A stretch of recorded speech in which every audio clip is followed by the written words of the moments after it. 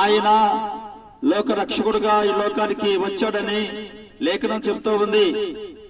మీరు మన ప్రభు అయిన యేసుక్రీస్తు కృపను ఎరుగుదురు కదా.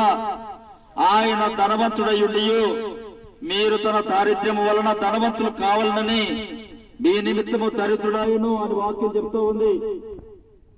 ఈ వచనంలో ప్రతి వ్యక్తి యేసుక్రీస్తు ప్రభువు నమ్ముట వలన ఆధ్యాత్మికంగా ఐశ్వర్యవంతుడై సాతాను యొక్క కబంధ హస్తముల నుండి విడుదల పొంది శాశ్వతమైన పరలోక రాజ్యానికి హక్కుదారుడు కావాలని దేవుడు సంకల్పించి మహాదేవుడు మానవుడయ్యాడు.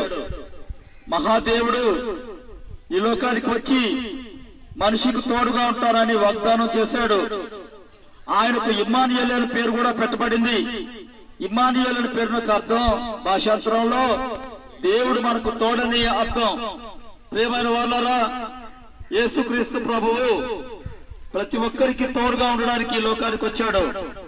ఎవరైనా నిరాశలో, నిస్పృహలో, ఒంటరితనంలో ఉంటే ప్రభు అయిన యేసుక్రీస్తు నామములో విశ్వాసం ఉంచితే వారికి ఆయన తోడుగా ఉండేటువంటి వాడని దేవుని వాక్యం చెప్తూ ఉంది.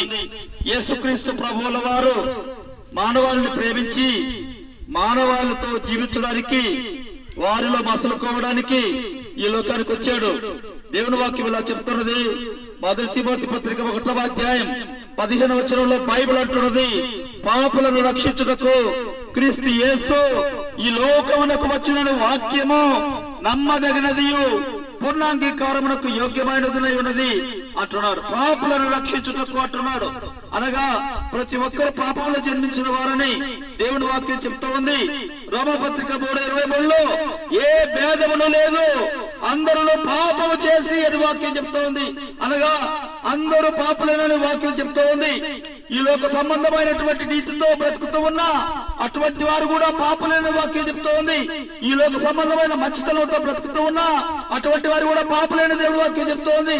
ఎందుకు అంటే ఆజ్ఞాతిక్రమమే పాపము అని మొదటి యోహాను పత్రిక 3వ అధ్యాయం 5వ వచనంలో దేవుడు ప్రకటించాడు. ఆజ్ఞను అతిక్రమించినటువంటి వారు మొట్టమొదట ఆదాము హవ్వలు అనేటువంటి వారు ఆజ్ఞను అతిక్రమించారు. వారు ప్రథమ మానవులు. దేవుడు వారిని కలుగజేసి ఏదైనా తోటలో పెట్టినప్పుడు వారు దేవుని ఆజ్ఞను అతిక్రమించి పాపంలో పడ్డారు. వారి పాపం ద్వారా సర్వ మానవాళికి పాపం చుట్టుకున్నది. దానినే ప్రాపంచిక పాపము అని బైబిల్ చెప్తూ ఉన్నది. కనుక దావీదు భక్తుడు అంటున్నాడు, నేను పాపములో పుట్టినటువంటి వాడును, అనగా జన్మ పాపం అని దేవుడు వాక్యం చెప్తూ ఉన్నది. ఈ జన్మ పాపం నుండి విడుదల పొందడానికే మానవాళి ఆయా రీతిలో ప్రయత్నం చేస్తున్నారు. గొప్ప స్థాయిలో దాన ధర్మాలు చేస్తూ ఉన్నారు. గొప్ప స్థాయిలో చాలా సుదీర్ఘమైనటువంటి ప్రయాణాలు చేస్తూ తీర్థయాత్ర కూడా చేస్తూ ఉన్నారు. ఎందుకు ఇలా కష్టపడుతూ ఉన్నారు అంటే పాపం నుంచి విడుదల కావాలి. పాపం నుంచి విడుదల కావాలి అంటే దేవుని వాక్యం చెప్తున్నది, యేసు రక్తము ప్రతి పాపము నుండి మొదటి యోహాను పత్రిక 1వ అధ్యాయము 7వ వచనంలో బైబిల్ అంటున్నది, యేసు రక్తము ప్రతి పాపము నుండి మనల్ని పవిత్రులుగా చేయను. యేసు రక్తము తప్ప మానవ పాపము నుండి విడుదల పొందడానికి వేరే మార్గం లేనే లేదు అని దేవుని వాక్యం చెప్తున్నది. ఈ నామముననే మనం రక్షణ పొందవలను అని అపోస్తుల కార్యములు 4:12లో బైబిల్ గంటాపదంగా చెప్తూ ఉన్నది. యేసు రక్తము ఎటువంటి పాపాన్నైనా కడుగుతుంది. యేసు రక్తము నిన్ను శుద్ధి చేస్తుంది, చేయగలదు. ఆయన నామములో విశ్వాసం వచ్చినట్లయితే పరలోక భాగ్యం దొరుకుతుంది అని దేవుడు చెప్తున్నాడు. ఈ క్రిస్మస్ కాలంలో ప్రభు అయిన యేసుక్రీస్తు నీ కోసమే ఆయన పేదవాడుగా జన్మించాడు.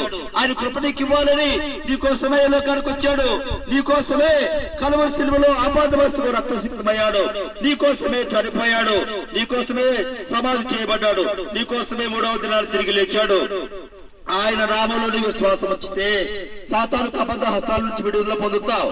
ఆయన నామములో విశ్వాసం ఉంచితే నీ అనారోగ్య సమస్యల నుండి విడుదల పొందుతావు. ఆయన నామములో విశ్వాసం ఉంచితే సాతాను శక్తుల నుండి విడుదల పొందుతావు.